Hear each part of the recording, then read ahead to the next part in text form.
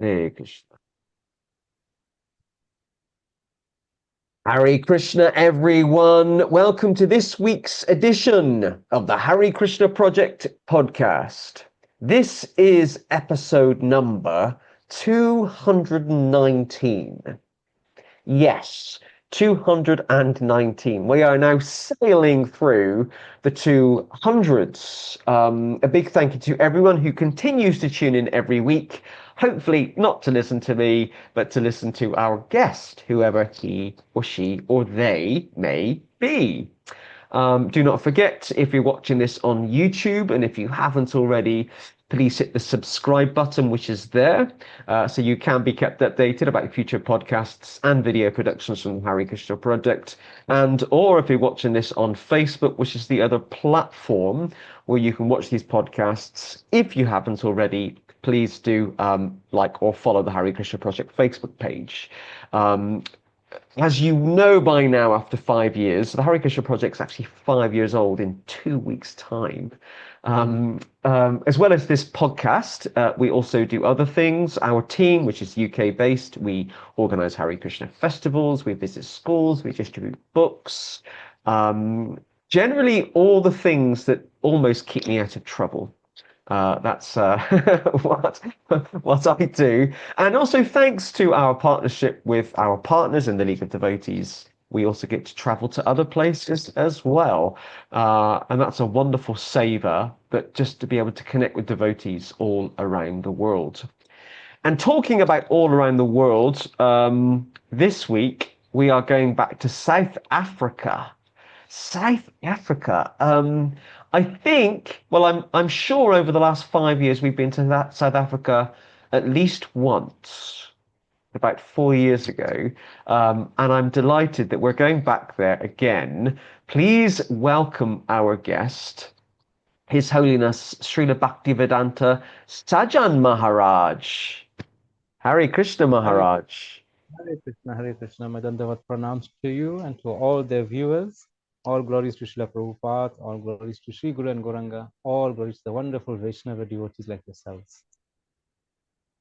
Thank you, Maharaj. And I am delighted that you are a guest this week. You and I, just so the viewers and listeners are aware, you and I have been in communication for, it's probably at least 6 weeks now, 6 to 8 weeks. And Yeah.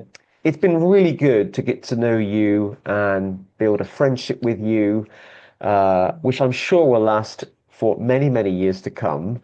Um, and I'm delighted that you've agreed to be a guest because I think you've got a fascinating story to tell. And you're leading on behalf of Srila Prabhupada. You're leading a fascinating project in South Africa, which everyone's going to hear about in a moment. Okay, Maharaj. So the first question is just to warm you up, if you need warming up. Uh, I think so in please. this cold winters. Yeah, I was thinking of South Africa as a hot country, but Maharaj just told me it's quite cold. Um, It's very hot after September, but very cold now. okay. So this will warm you up for sure. Maharaj, please can you tell us a little bit about you and where you are from? Okay. So at the moment, I am based in a town called Stanger, KwaZulu, KwaZulu-Natal, South Africa. I was originally born in a town called Newcastle, which I think you also have in the UK. Yes. Yeah. So a small town, well, that time it was a small town. On the 27th of January at 5 a.m. in the morning. So I was born there, and I was born into a Muslim home, shockingly enough. So my father is Muslim, and my mother was following also Islamic faith, but she comes from a Hindu background. So I grew up as a Muslim, and the name that I was given was Muhammad. So that's still on my identity document. And I grew up as a Muslim. So in my early years, I attended school there in Newcastle. And then, as per the tradition of the Islamic faith, normally the firstborn children have to go and study Islamic faith and study the Quran and so forth and all these things. So I was sent to, you would call it a Darulum in Arabic language. It's like a Gurukul. basically. So where they teach you Quran, they teach you Islamic philosophy, and I was sent to one that was the first one that I went to was of a Tabligh origin. So that's another topic of the different varieties of Muslims, but we come from a Sufi background. So then the second one where I went and qualified was a Sufi institute where they taught Sufism. And so I qualified there as what you would call as an imam, a preacher or something like that, a leader, Wow. something like that. Wow. Yeah. So you study Islamic philosophy, religious verses, hymns, um, jurists, and so forth like that. So basically, an imam is your leader in the Islamic community, like your priest. So then from there, I had fulfilled my father's wish, but something in my early years, if I remember well, was not sitting well with me. Not to say there's a problem in the Islamic faith, but I just wanted more. From a very young age, I was just a very free-spirited person, and I was not agreeing to being confined to a monastic religion where, as those who are Muslim know, that if you follow that way, you cannot do anything else more than that. Everything else is considered wrong. So coming from a home where my immediate family, my father is a Muslim, my mother's family are Hindu, my father's mother was a Catholic, and being exposed to all these cultures and all these religions, and I couldn't understand why can they not coincide peacefully? Why can we not participate in other cultural festivals and things like that? And there's do and don't, and if you do this, you go to heaven. If you don't do that, you'll go to hell. And there's always this stigma around God in such religions where there is a fear. There's not a loving relationship. There's a dominant and subordinate relationship. So anyway, I went with that thought in my mind, still being a Muslim, and went into the world. And then I started studying um, religion lightly, and then I started working. And my first job was in a call center. I was a call center agent, a debt collector. So I was collecting debts, and then I thought to myself, one day I remember this very clearly. I was working a night shift, and I think the singer is George Harrison that sings the Hare Krishna song. I Yes. heard that song. So we had that, the radio playing in the call center, and I heard this, and then I thought, I'm collecting debt here and getting people to to pay for their outstanding debts. Now, what about the debt of life? What about our accounts that we have in this life? Who is recalling those accounts? Who is urging us to pay back what we need to owe and these type of things? And then it just passed my mind and I pushed it one side, not knowing that already Krishna had another plan in store. He was already starting to plant some lovely seeds. And mind you, at that time, I didn't know anything about Prabhupada or anything. That came a little later in life. So that was that. And then after that, I went uh, into the legal field. And I think that's one of your other questions. So we'll leave that till we get there. But yeah, that's just about me. And me, myself, there's not much that I can say about myself because I am just nothing. I'm just a humble servant. That's all. So all I do is follow Prabhupada's teachings as best I can and try to live a good life, try to be a good person, and with my limited means and limited knowledge, try to help others also as best I can. And that's it.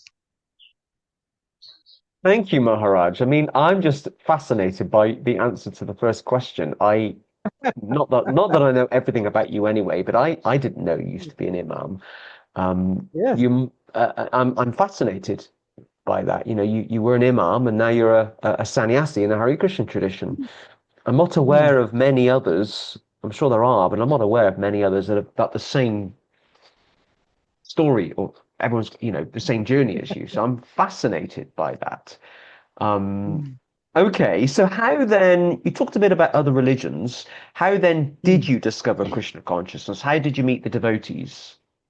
Okay, so the first devotee that I met unknowingly was um, well, in Hindi, we call it our nani. So nani is your mother's mother. So your granny on your mother's side. So her sister, so my grand auntie or my mother's auntie, she is a Hare Krishna devotee. And well, at that time, that was the first devotee that I met. And mind you, she was also my witness.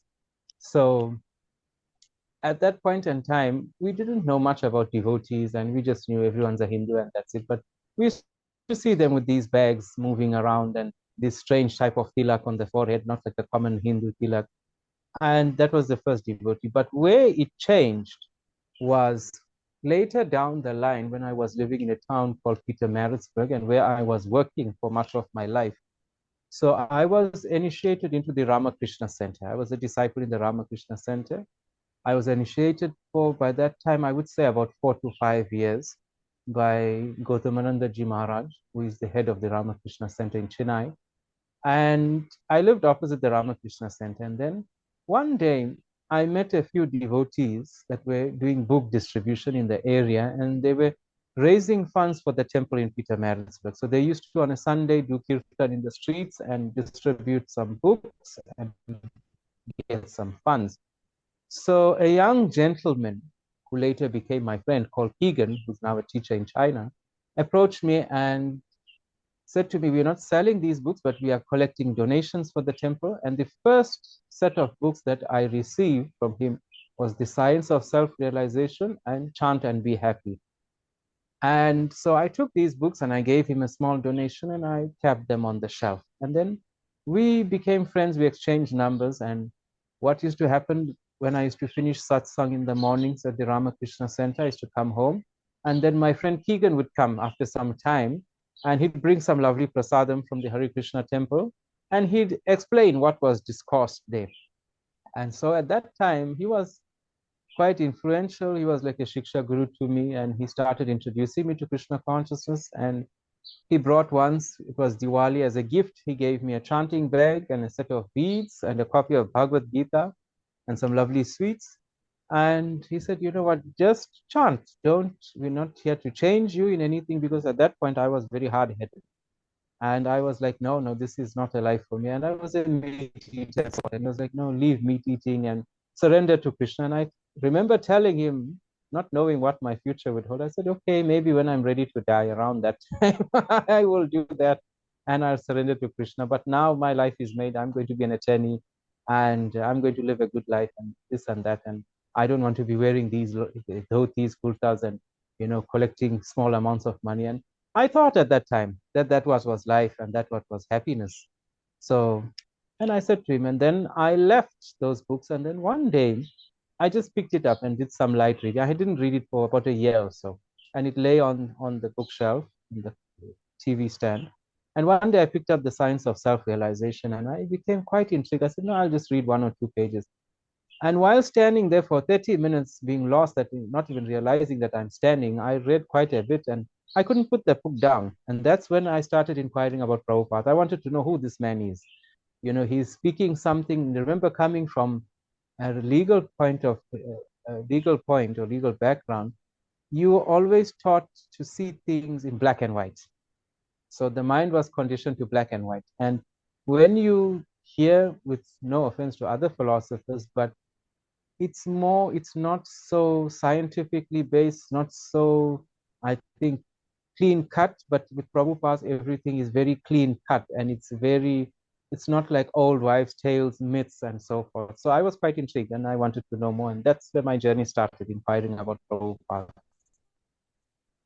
Wow. Fascinating. Yes, and now I remember you told me before you were part of the Ramakrishna Mission. Yeah. From being a qualified imam to serving in the Ramakrishna Mission and to now being a sannyasi, which we'll come on to later. Just one thing to say from me, it's the same in England. So my mother's mum was my nanny. Mm, It's not a it's some people say granny or grandmother, but mm, my mother's mum was my nanny. mm. It was the Very same. similar. Yeah, interesting. Um, okay, so for many years, as well as being a qualified imam serving in the Ramakrishna Mission, for many years, you Mm. also, and as well as working in a call center, did you say that as well? Yes, was as my well as first working job. in a call center. And actually, Maharaj, you're not. You're younger than me. We won't reveal your age necessarily, but you're younger than me. You've done a lot in a short space of time. Um, Oh, the mercy of Prabhupada. yeah, yeah. So for many years, you also worked as a legal PA. Yeah. Can you please tell us a bit about that and what the role entailed? Okay. So how I got into being a legal PA from being a call center agent. That's two separate fields. But actually, what happened was, I'll just tip a little bit into my life and how it led to that. Like when I was growing up, I had only finished school in standard four. So standard four is still your primary school. And I had to leave school because of some family commitments and things were a bit difficult. And then when I got into the world, I didn't know how to do anything basically because I just had a primary school level education. So when I had become a PA and we had a meeting once, and I asked some of my staff members at the time, where do you think I finished school or what level? And they were like, no, you have a PhD or something because you cannot be a PA. You have to use proper English, high English, and you have to type nicely and all these opulent things. And I said, I only left in standard four, and they got a shock of their life. And they were like, okay, how is this possible? So I said, no. When I came out and I decided to come to work, I was working. My very first job was packing shelves. That's the only thing I could do. I didn't know how to use a computer. I'd never touched a computer. I didn't know anything. So I got a manual job packing shelves. And then there was a very nice Pakistani Muslim man who saw me and said, you know what, you are too young to be doing this type of job. You have so much potential. Do you not want to work for me in the internet cafe? And I was like, I don't know how to use a printer. I don't know how to use a computer. He said, I'll teach you. So anyway, I left that job and I started working with him. And I learned about a computer, how to use it, how to use the machines. And from there, I went to the call center. And from the call center, I didn't go to being a PA. I was a porter. So a porter is a delivery man for an attorney's office. So you deliver documents to court and back and collect post and these type of things. So in my lunch break, I used to sit with the head secretary and I told her, please teach me what is all this legal processes, how to type. Like I used to type with fingers, like pointed fingers, one word at a time. Now I type 70 to 80 words a minute. So I sat and I determined because, and I think behind that, what really drove me in that sphere of life was I was inquiring about Prabhupada at that point in time. And I was looking at his determination. And, you know, I said to myself, and I'll say it openly as how I said, if this old man can do this, and at his age can do so much of things, what is stopping me? You know? So I drew a lot of inspiration from Prabhupada Leela and things like that, and took a lot of motivation from him, and from his books and things like that. And that's what got me to being a PA. And from a person who didn't finish even high school, having about 250 staff under you, so managing the office, it's like an HR human resource position. So managing the office, appearing for small cases in the magistrate's court if need be, and being in charge basically of staff members, hiring, firing, all these things. So it was a position that I was very grateful for, and it was logically impossible to achieve because of my background and things, but I never let it get me down because I always thought of Prabhupada's story, and one story always stuck to me of Prabhupada when he used to get frustrated and go to the dockyard and ask, when is the next ship coming? And they tell him, and then one day the dockman said, Swamiji, you always come here and you don't ever board the ship when we tell you it's coming. He says, no, when I get frustrated, I come here and I want to leave. And then when I leave, I think, hey, let me give it another chance. Let me try one more month or something. So I always felt that when till today, I always feel that no matter whatever the situation, try. You get frustrated, you become annoyed at situations, but just cool yourself down, chant the Hare Krishna Mahamantra, the holy name of the Lord, and try again. That's all.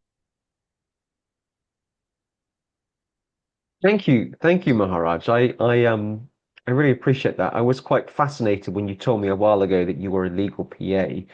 Hmm. And I guess a lot of those skills that you've learned working in the call center, working in the legal industry, they can easily be brought over to uh, serving in the Hare Krishna community, in the Yes, Hare Krishna movement. definitely. You know, Prabhupada said time and time again, just add Krishna to your life. A Yes. lot of people think the Krishna consciousness is about giving everything up. And yes, there are some things we should be abstaining from and not doing for our spiritual benefit. But actually, Krishna consciousness is about taking our interests, our hobbies, our enthusiasms, Mm. instead of serving ourselves, serving Krishna. So, Yes. you know, it sounds like you've done a lot of work around working with people, Yes. uh, and which is therefore no surprise to me why you're now serving in the capacity that you are. Um, you know, which actually leads us nicely on to the next question. Mm. Why did you decide to give it all up to Mm. become a monk? Well, I would say it's not actually um, giving it up as such. It is basically redirecting one's energies. And because remember, everything, Krishna is the doer of everything and the enjoyer. So if he has granted you by his infinite mercy a certain skill, for us as devotees and as disciples, that skill should be engaged in the service of Krishna because our entire life, our axis spins around Krishna himself. So if you know how only to peel a potato, as I always say, you should peel that potato with love, with devotion, and peel it for the pleasure of Krishna. So that is important. So when I decided, this is when my awakening came because I had first in the beginning thought that this is life and I'll qualify as an attorney. And I had all the comforts of life, meaning that I had very nice, expensive furnitures, a good house, things like that. And I thought at that time and this is what society teaches us, if you have a good house, you have a good bank balance, you have vehicle, then you are stable and you are happy, and that is the perfection of life. And then you get married, you have some children, and your children grow up, you retire, you travel the world, and then you die. So that is the picture of perfect life, isn't it? But you are never truly happy because, as we understand as devotees, this is temporary happiness. Because if I have a nice Mercedes Benz now, another one will come out, and then I'll want that one. I have an iPhone now, and there's another iPhone and then I'll want that one. Then I build a house. Two-room house is not big enough. The children are big. Now they're living with their children. So we need a bigger house. So you're always chasing things and thinking that this or that will give you happiness. But how can something give you happiness that is going to perish? Because happiness is an emotion that does not perish. It is ongoing. So if we attach ourselves to Krishna, we are always happy, irrespective of our situation. But if we attach ourselves to Prakriti, to material things, we will only be happy in certain instance for a certain period of time. Because when that deteriorates, then we become unhappy. When things don't work the way we want it, we become unhappy. But when we understand Krishna is the doer and he is the enjoyer, and we are just mere servants of Krishna, then whatever situation he puts us in, even if he puts us in the bottom of hell, so to say, we'll be happy there because at least we are still remembering Krishna in that sense. So we'll not look at the situation that it's bad, but yes, it is good also. So in that token, when I had awoken from this slumber of mine, I would call it, I thought about that point, and then I thought, what is this? You know, there was a deep longing to surrender this material nature because I was thinking to myself, looking, and I used to, because in Petermarisburg, if you go from the suburb to the town, you have to pass the cemetery on the one side and the hospital. And I used to pass this cemetery and I used to look and think, look at all these people. Who's to say who's a rich man here, who's a poor man here? You just see tombstones and sand. And that's where everyone's going. So what are we continuing in this life for? And striving for what? To only end up in the ground and be eaten by worms and somebody else to enjoy the fruits of your labor. Why not help people in this world? And I always love to help people. And I thought and I said to myself, in this world, material opulence is not lacking. The spiritual opulence is lacking, the love and the care for each other. It is because we don't love each other. We don't care. We don't see Krishna in each other and every living being as we are supposed to. We see Krishna in a picture on our altar or in a deity on our altar in our temple, and that's where Krishna is. So that's why we don't love each other, because it's impossible. And I feel it's quite cowardice to say I love Krishna, but I don't love Narada, because Narada Das is also part and parcel of Krishna. He is an extension of Krishna. So Krishna lives in him. So if I love the Krishna on my altar, why should I hate Narada Das? Because he is also Krishna. So I must look at him like that and bow down to him and serve him best as I can. So this is what drove me to becoming a monk and to a simpler life. I always like the saying, simple living, higher thinking. So that is the most important thing. So that's what I wanted to do. And I felt that with these skills that I have, because being a PA working in legal field is supposed to ideally be upholding dharma, righteousness. So I said, let me uphold dharma in that way. Let me recall, as I said, being a debt collector, let me recall people's debts.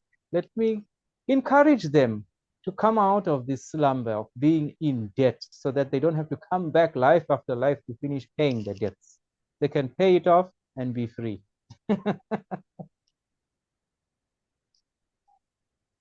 Wow. Thank you, Maharaj. And I actually just, when you started talking, then I realized I'd contradicted myself in my question to you. I was talking about it's not about giving everything up, dovetailing, and then you kind of said the same thing. But No, yeah, it's fine. thank you for all that. I really, really appreciate it. Okay, I now really am quite excited about this next bit. I would love to talk a bit about your temple, because Okay. I've become aware of your temple, or the temple that you're serving in. Hmm. It's Prabhupada's temple, it's Krishna's temple. Can you Hmm. please tell us a bit about the Sri Radha Madan Mohan Mandir?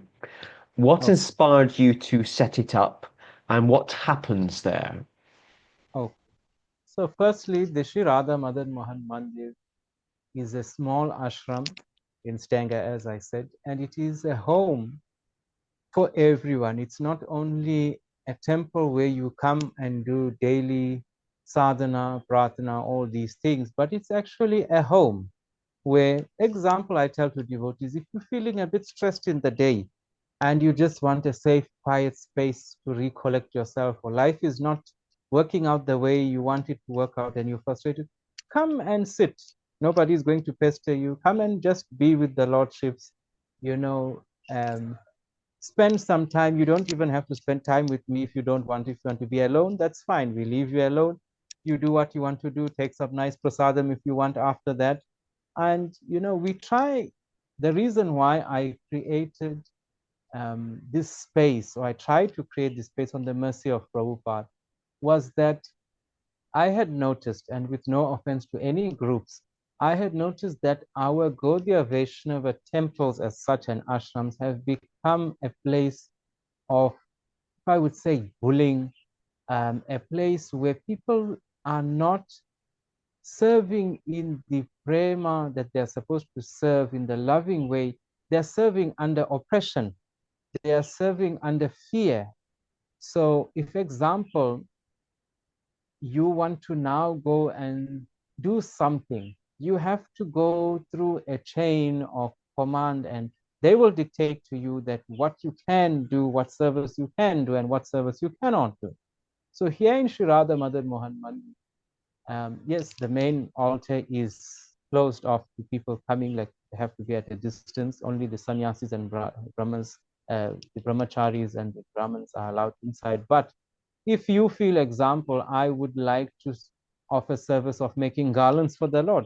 So you don't have to have a qualification or ask anyone. You go and start making your garlands, and we will happily put it for you. You feel, okay, I want to cook today. So you cook. That's okay. So I wanted it to be a home to everybody. And that's why, as I said, when we had our meetings before, that we are one family. And we recently met the wonderful League of Devotees and this Hare Krishna project. But we are not separate entities from each other, and we are not separate people. We are all one family.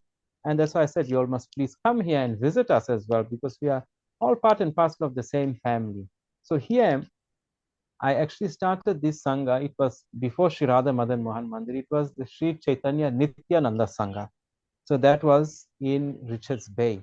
So we started there. As I said, people didn't know anything. So we started a small Namahaka, which is going on very nicely there with the local devotees. And when we came here, I thought to myself that when I leave this material body, what will happen?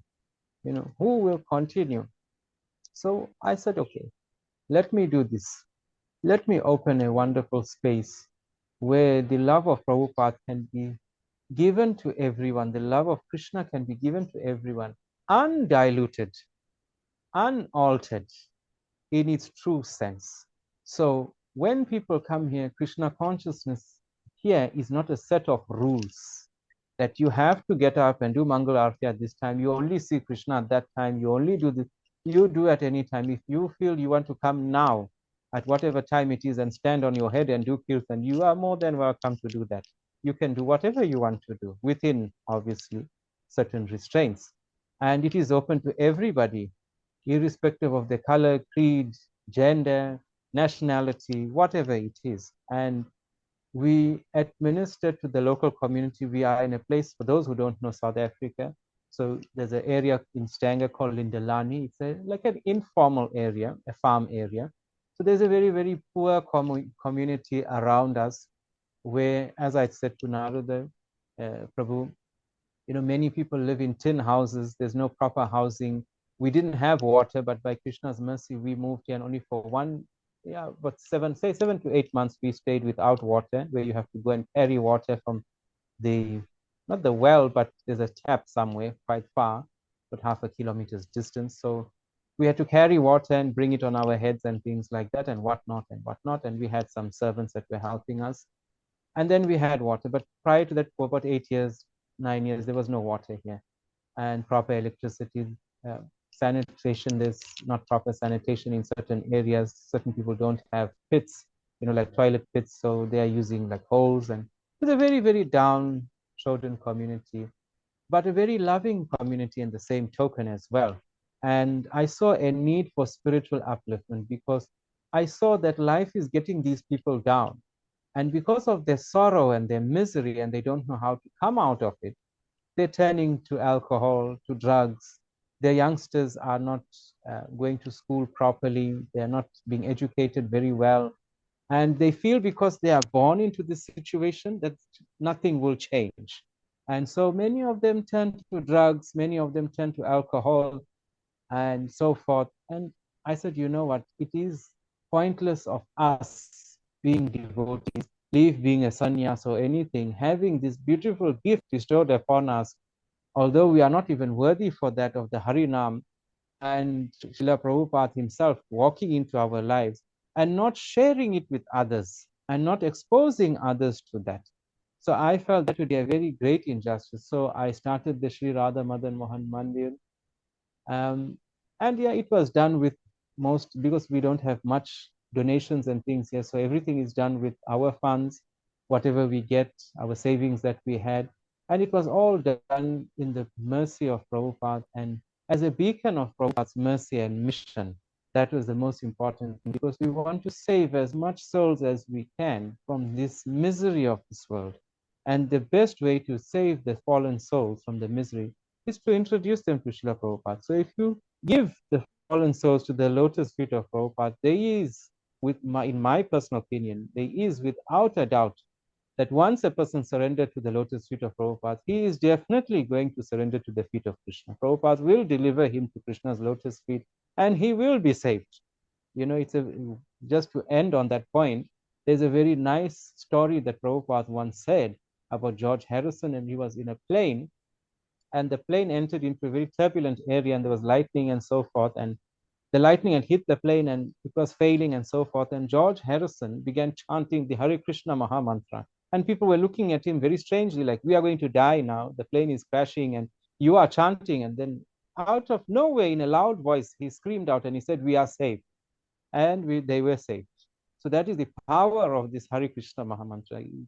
It is just us that take it lightly because we've received it, so we take much advantage of it. But if we really tap into Prabhupada and we really tap into his teachings and into chanting of the Hare Krishna Mahamantra, life becomes so beautiful. I can't even explain in words. You have to actually do another podcast on the blessings of the holy name and Prabhupada himself. Thank you, Maharaj. I really appreciate that. So in terms of the temple there, do you have regular programs? Do you have regular visitors at all? Yeah, so we've just started because when the temple was built, um, I don't know if I've shared the pictures with you, but I'll share them with you, then maybe you can share with the viewers. So it's a small shrine room. And with that time, we didn't have a floor outside or anything. It was just sand.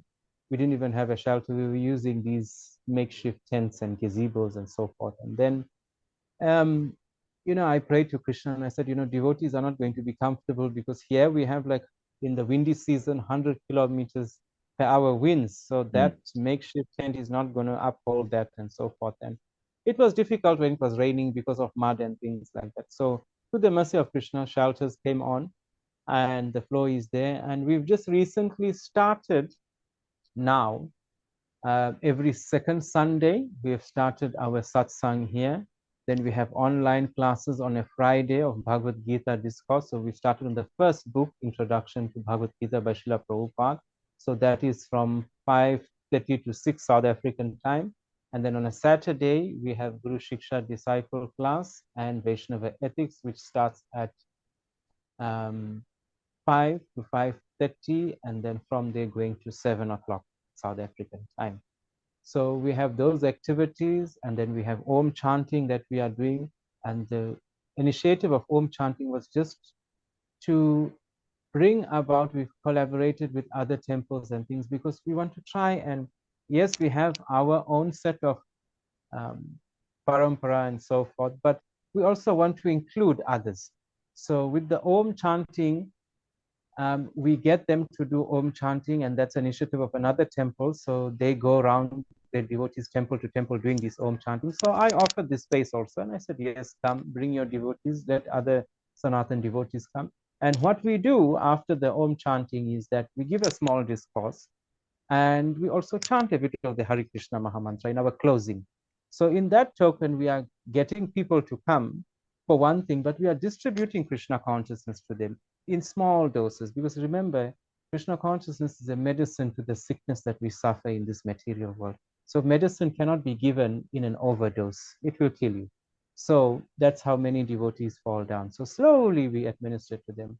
We've also partnered with the Hindu Mahasabha as well, with the South African Sannyas Council that I'm joined to as well, with the Arya Samaj as well, and the Chinmaya Mission as well. So we are all trying to work hand in hand because although these are different missions, but we all have one common goal that we want to uplift mankind. And for me personally, these are well-established associations and temples in South Africa. So it's a very good platform to preach Krishna consciousness to others, So it's very good. So these are some of the activities that we do, and our sevas, we want to do feeding. We've been doing our winter warm and things like that. So there's many projects that we want to do. Hopefully in the future, as we get some funding and things, we'll be able to fulfill all these wishes that we want to and uplift the community and the country at all. Maharaj, I really liked the analogy you just gave, which I've not heard it expressed like that before. You talked about Krishna consciousness being a medicine, which I've heard Yes. many times. But you explained in the sense that if you have a new type of medication, uh, Mm. and you take too much of it to start with, it can actually be not good for you. You have to Yes. slowly increase the dosage. Yes. And I like that. I've not heard that explained in that way before, but I like it. And you're Mm. absolutely right. I've met so many devotees who have joined the movement over the years who are not devotees anymore because they Mm. come and they I met one guy about 10 years ago and he joined the program I was part of and Mm. he shaved his hair off and he was chanting 16 rounds a day and he was wearing a dhoti. And I remember thinking, well, you've only just joined. It's great if this is your genuine Mm. intention. But after 6 weeks, he left. He said it was too much for him because he jumped in, had an overdose, and then he had a distaste for the medication or the medicine. And Yes. and I think, when you're trying something new, you have to, it's like if you're learning to swim. You start slowly in shallow water and you start Yes. to build up your confidence and your So, technique. Yeah. if I may add to that, you see, some devotees, it's very good. They can jump in head first and survive. But the point of the matter is that before we start administering, remember, we are all doctors. So we are doctors. When you see a sannyas, an acharya, a guru, or even a normal devotee that is been in Krishna consciousness for some time, you are all doctors. So you have to determine your patient that you are administering to can handle what type of dosage. Because I may be able to take morphine and feel nothing, and you may take morphine and sleep for the whole week. So you have to see what your patient requires, number one. Two is that you, you have to build, this is a very, very important point, and I will emphasize this point, the holy name, before even that you are going to do in Krishna consciousness. The first advice that I give to everyone is build a relationship with the Supreme Lord.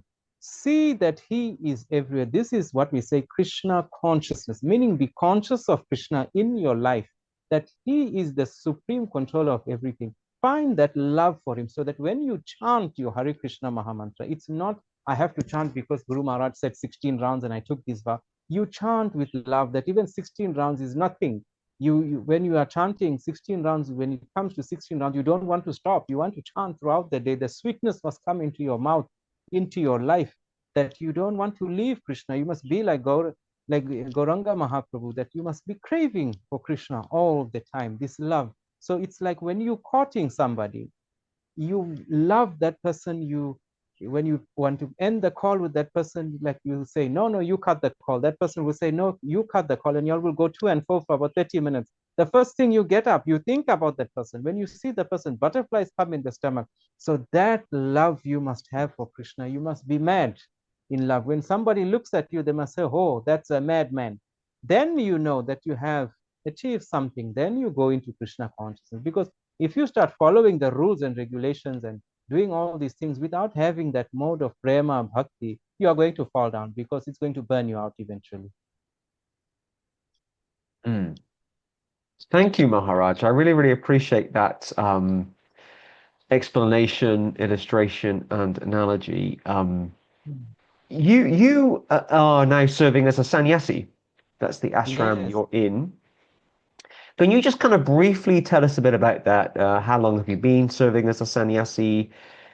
What attracted you to that ashram? And you have this, and tell us a bit about your disciples. You're also an initiating guru. Can you kind of just talk about that briefly? So I, okay, I'll say I'm a sannyas, but yeah, I don't actually identify as that, but yeah, okay. So let's just say for that, right? As a sannyas. So as a sannyas, um, it's been about, what are we, 2026 now? This September 6th will be 5 years. 5 years. 5 years that I've been a sannyas. So I'm still very new and green, I'd say. But nonetheless, so here is a sannyas. What made me to become a sannyas is that I came to a point in life where I wanted more. And like everybody comes to this point in life that we realize somewhere along the line when we awaken from our slumber that there is much more to life. And being the person that I am, I wanted the fullness of things. So I said to myself, I want to dedicate my life to Krishna because I've had so many births enjoying being a rascal, doing what I want to do. So this one life, let me give it to Krishna. What is it? If not, then 88 million births more, I can carry on. It's okay. But let me just try. Let me give this one life to Krishna. So I gave it to Krishna, and I can't tell you, yes, being very open, I may not have all the material things that I had as when I was a PA, but there is something that money cannot buy. There's so much of contentment, peace, happiness that people are searching for. And I'm not saying that everyone should become a sannyas, because remember, sannyas is not wearing orange clothes. Sannyas is a state of mind.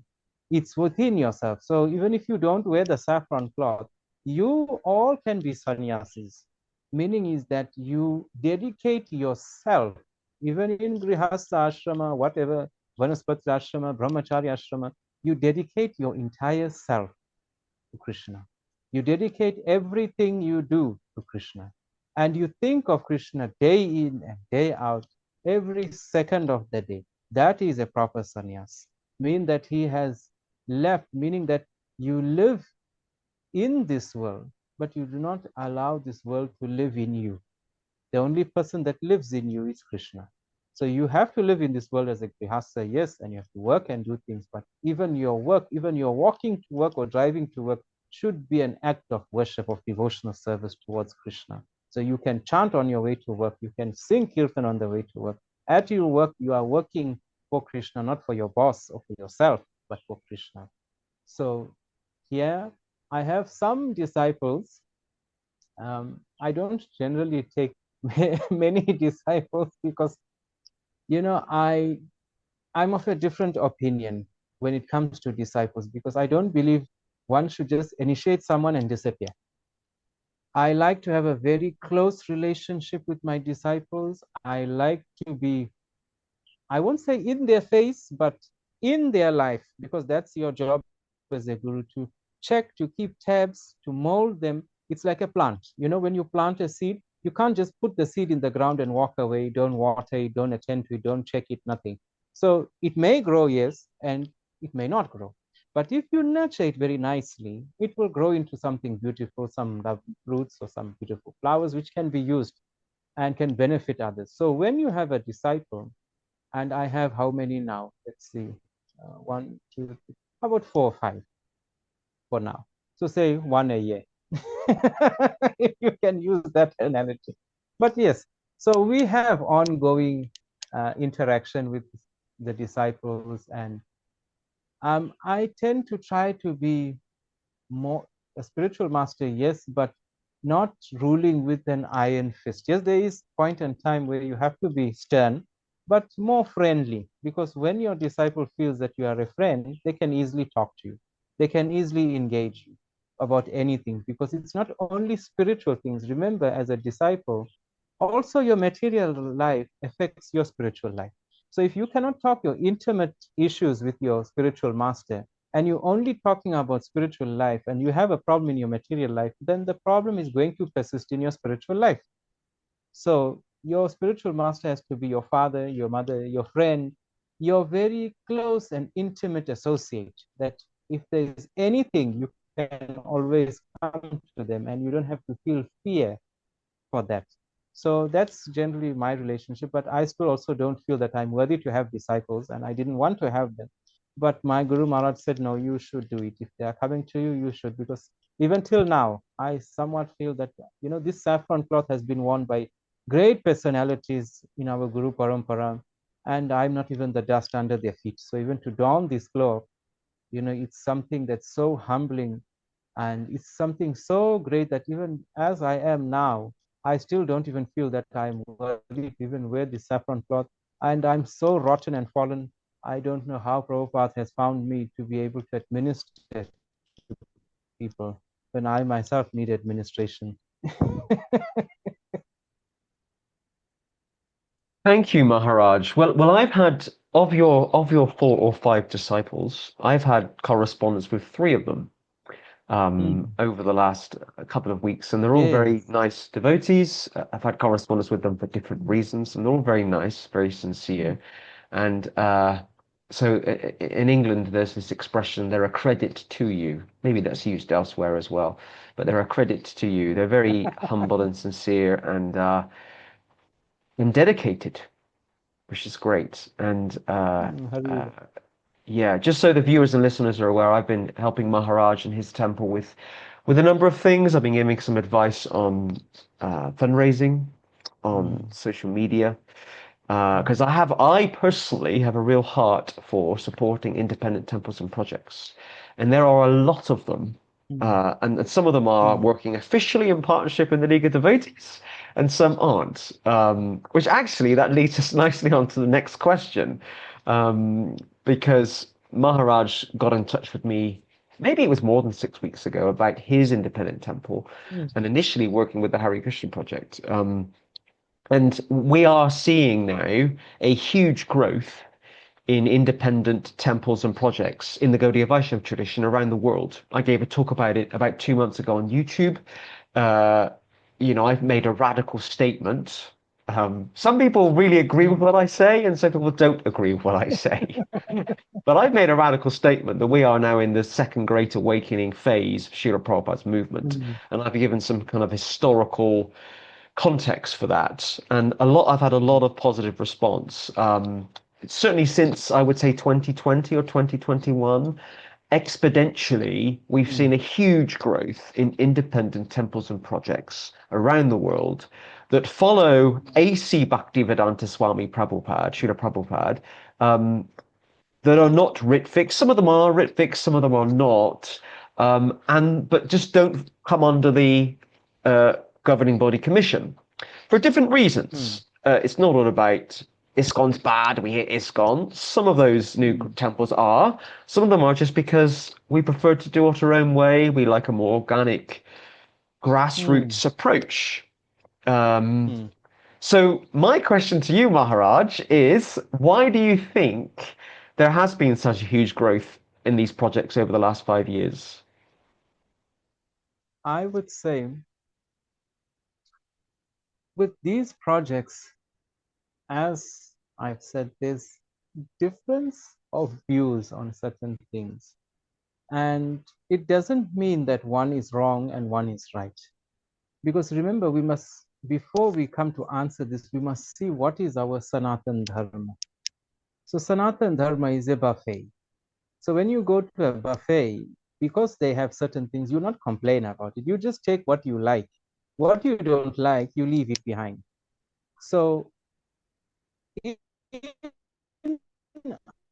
our Gaudiya Sampradaya, there's a buffet of schools of ideologies, thoughts, moods, modes, practices, and all these things. And especially now when we come down to Srila Prabhupada and the organizations that have stemmed. So some, as you have said, are not agreeing with what ISKCON is saying, and I'm not saying ISKCON is wrong in what they're saying. That's their ideology. That's the way they like to do things, and that's okay. And if someone is inclined, they may join there. And some may say, okay, you know what, maybe the rules are a bit too hard in this sense. So we want to do it this way. So now the only way to do it is that you cannot do it under the umbrella of ISKCON because they have their set rules and regulations and they have their set standards of doing things. So then we find groups starting to break away. Not breaking away from Krishna consciousness and not breaking away from Prabhupada, but going about the physical way of doing things in a different light. So they are still very much attached to Prabhupada. They're still very much attached to his teaching and to the practices of Krishna consciousness in the Gaudiya Sampradaya. But there's a certain change in the physical presentation of their concepts of what Krishna consciousness is. And it's not a bad thing. I would not say it's a bad thing myself personally, because remember, we have devotees of all different kinds. And if you see Krishna himself is not a one-faced person. If you see his leelas and his pastimes, he is always changing, always doing something, saying one thing, like imagine now, he is saying that I am the Purushottam, I am Bhagwan, but then he is playing with cowherd boys in the river. He is taking the winner of the wrestling match on his back, like a horse ride. But that is why I'm saying. So you must understand. So under his mood, there must be many different types of flowers in the garden. There cannot be only one type of flower. If you have only one type of flower in your garden is not considered very beautiful. But when you have a large variety of flowers, then your garden becomes very beautiful. Everybody comes and says, wow, so lovely. Look, you've got this flower and that, and this is a very rare flower and it blooms every 20 years or whatever the case is. So like that in our Gaudiya Vaishnava Sampradaya and Prabhupada's teachings, it's a very large, beautiful bouquet of flowers or a garden of flowers. So in the garden, one flower is not killing another flower, or it's not attacking another flower. They're all growing very nicely and adding to the scene. So like that, with us in independent organizations, we are all different flowers in this garden of Prabhupada. So we should not be killing each other, because the only thing that kills another plant is a weed, and the weed is plucked out. So if we are flowers, we must complement each other. If we are weeds, then definitely Krishna will pluck us out. So it is like that. So in this day and age, why I'm saying is that many devotees have different schools of thought. And I think many of these organizations are coming out to facilitate people, because many people don't agree with ESKCON, many agree with them. So what happens to those who don't agree, for whatever reason they don't agree? Then do they just be left in the dark, or what happens to them? So there are other organizations they can go and join, according to what feeds their soul. Because remember, each, as I said, we have patients and we are doctors, and each patient has a different need for his spiritual life, a different need for his soul. So he must go to wherever he feels comfortable and whatever nourishes him in Krishna consciousness. So he may find a group that does chanting, maybe singing and chanting. Some may do chanting standing upside down. And if you like to stand upside down, you're a yogi and you want to do that, then you join that group. That's okay. If you're not a singer, you have a bad voice like me, then you don't join the group that sings. So it's like that. I just feel personally that, all these groups have come out. They are wonderful. They are there. And if they are all joined to Srila Prabhupada, we as independent groups have to come together. Not that we must, we have to, because if we say we are devotees of Prabhupada, we are doing ourselves an injustice by criticizing the next devotee of Prabhupada. That is an aparad, to discriminate somebody else. So we must help everyone. That is why, as you said, I messaged, well, I didn't know about the League of Devotees when we first spoke. I knew about the Hare Krishna project. And I didn't come to, when I saw the videos and I saw the things, I didn't come to the Hare Krishna project thinking, I didn't even know that the Hare Krishna project of the League of Devotees is there and they help independent temples. I just thought to myself, wow, this is a very nice group. They're Prabhupada's devotees. They are our brothers and our sisters. And they've started this international project. How nice. We have a small ashram. So how nice to give a foot for the Hare Krishna project here in South Africa. So let me offer up this small ashram and this small temple so that we can associate with them. And should they want to come down and have programs and things and propagate this Hare Krishna project in South Africa, they have a headquarters or a safe space where they can meet, where we can gather, we can share thoughts. And then I messaged you, and then we came to know about the League of Devotees and things like that. So this is the mood that we need to have as independent organizations. When we see another organization associated or affiliated to Prabhupada doing good for the community, doing good for the humanity, we must try to support with whatever means we can. As I said, I used myself as an example because we don't have funds to give to the Krishna project. So I said, what is the next best thing? Let us give a space. I don't think they have a center in South Africa. Let us give them a center so that they can let them use this facility. And that is how it is. Thank you, Maharaj. I loved, again, your explanation, and you remind me so much of Bhakti Swarup Damodar Swami and Bhakti Kumkum Govinda Swami at the Radha Mission in France, which is Yeah. also one of the temples in the League of Devotees, because their mood is very similar to yours, and they explain this in almost the same way that you do. It's like in Christianity, you have the Methodists and the Catholics and the uh, uh, Episcopalians and the Quakers and the Congregationalists and the Baptists, and they're all serving Jesus in different ways. Their mood is different. but each accept and respect mostly that others can serve Jesus and have a relationship with Jesus in different ways. And generally, with most forms of Christianity now, it's accepted that other groups can exist and we can work with them. And that's what's happening now, I think, not just with the League of Devotees, but other independent groups. We're all having a relationship with Srila Prabhupada, but in different ways. And actually, it's just the mood that's different. It's the mood that's different. Generally, the theology and philosophy, I think, is still the same broadly. We're still following the same teachings of Prabhupada. We're just maybe some are focused on Prabhupada's teachings on being at home. Some are focused on kirtan. Some are focused on serving the public through prasadam distribution. And so we just have different moods. We just have different moods. So you explain it almost the same way that they do. It's wonderful. It's very easy because remember something. See, Prabhupada, I don't know what others would say, but this is just my personal opinion. So Prabhupada, for me, I feel is, I don't know if you can say embodiment or is Krishna himself, because there is no human being can do what Prabhupada done. So when we talk about Prabhupada, Prabhupada's works are very in-depth when you look at it. So it's very easy to make it to understand. Like example, you have a father, right?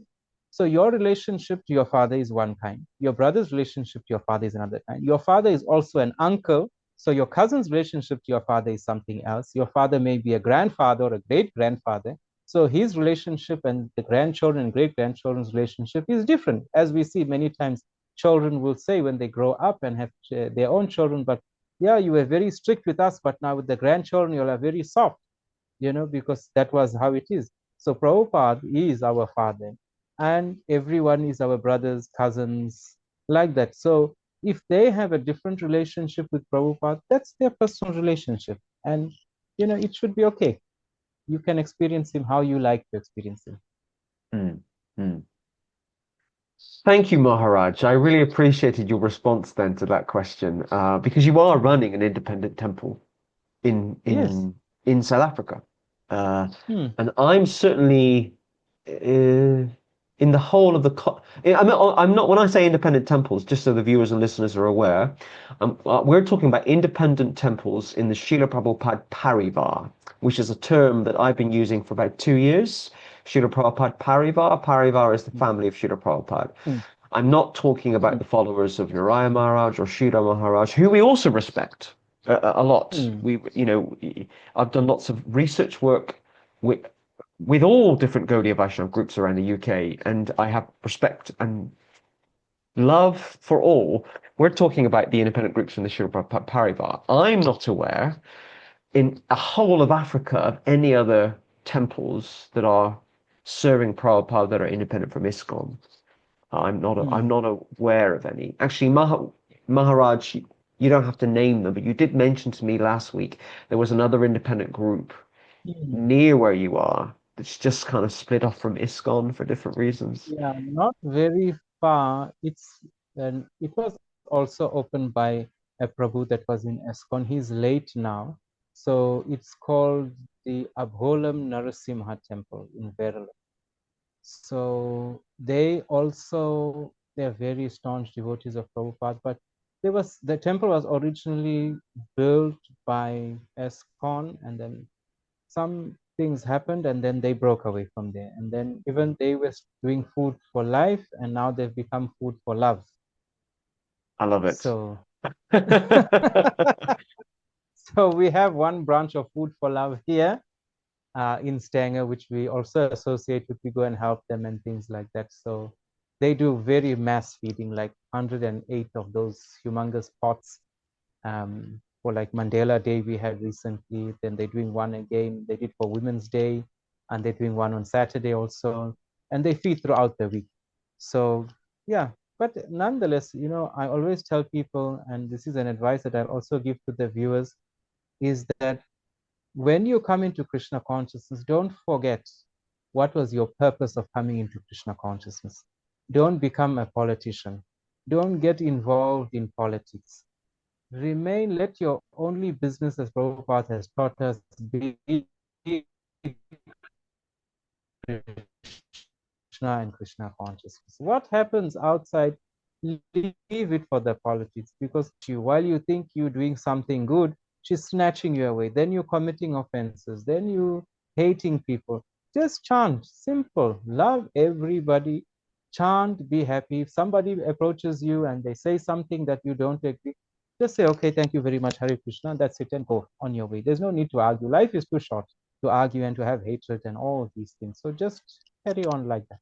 That's how it is. So wherever there is a group, we say we are independent in the sense that, for the lack of better words, but we are not actually independent because we have the love, the prayers, the support of everybody. So that is much more than what money can buy.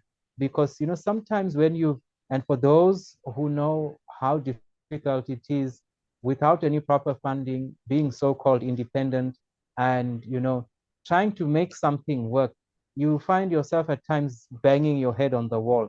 And sometimes all you need is not thousands of rands or thousands of dollars. You just need someone to say, you know what, it's going to be okay. We are here to support you. And, continue with this work. Sometimes that little bit of support gives you that help in your dark days. And so, although, yes, we are supposedly independent, for lack of better words, but we are not actually independent. We are all connected to Prabhupada. We are all one family. And that's how it is. And we should love and care for each other and help each other wherever we can, in whatever means and in whatever way we can. Thank you, Maharaj. I appreciate that. Okay, just a few more questions before we finish today. In your view, or based on your own experience, how can we attract more people to Krishna consciousness? Very easy. That's very easy. How you can attract people to Krishna consciousness, first and foremost, is to give love to each and every person. Show them more than what your preaching can do by words. Show them by your actions, by your loving embrace, by your kindness, and love them to a point where it hurts. Then people become attracted to, what is this now? But when you are preaching and you are doing something else, then there's a problem there. So it's very, very easy. If you want to attract people to Krishna consciousness, Prabhupada gave us good example. Surrender to the lotus feet of the Guru. So surrender to Prabhupada's feet as how he surrendered to His Holiness Bhakti Saraswati Thakur Maharaj. And that's how he founded this Krishna movement, Hare Krishna movement, is that he had utmost faith in his Guru Maharaj's instructions, in what he was doing. So likewise, we as devotees and children of Prabhupada must have utmost faith in Prabhupada, and we must live that which we want to see in others. So to attract people to Krishna consciousness, we must show them what is Krishna. And how to show them what is Krishna? What is Krishna? Krishna is bliss, peace, love, and compassion. So if we show them all that, we have showed them Krishna. Then they can see a representation of Krishna in a deity or a picture. But when they look at us, when a person sees Narada Das, they must not see Narada Das. They must see Krishna in Narada. That's what makes saints saints. Saints are ordinary men, but when we look at them, we revere them because we see God in them, because they give outwardly that which is within us. So the God, the Krishna which is within us, we must activate it ourselves, because the word Krishna means to attract.